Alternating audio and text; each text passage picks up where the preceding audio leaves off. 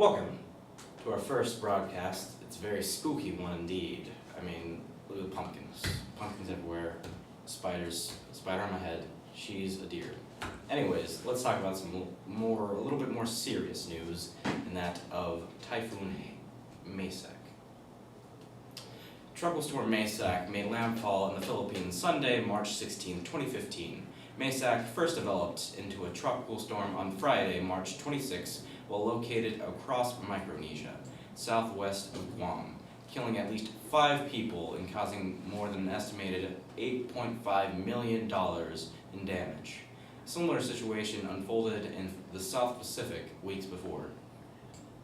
Tropical Cyclone Pam struck Vanuatu, killing 11 and leaving thousands homeless. As it wiped out miles of foliage, Typhoon Maysak rapidly intensified into the equivalent of a Category 5 hurricane with a maximum sustained winds of 106 miles per hour in the final days of March.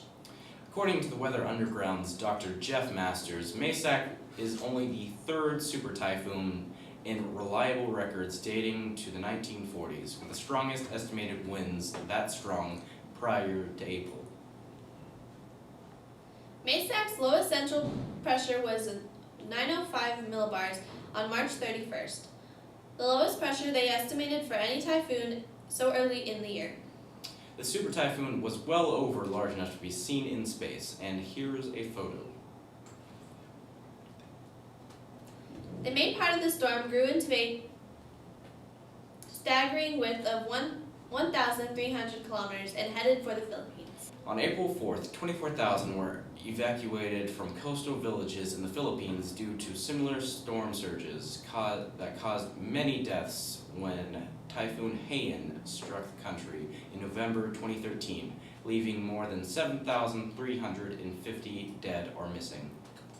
More than 100,000 people are still temporarily sheltered as Typhoon Kupa destroyed more than $141 million American dollars worth of crops, infrastructure, and homes.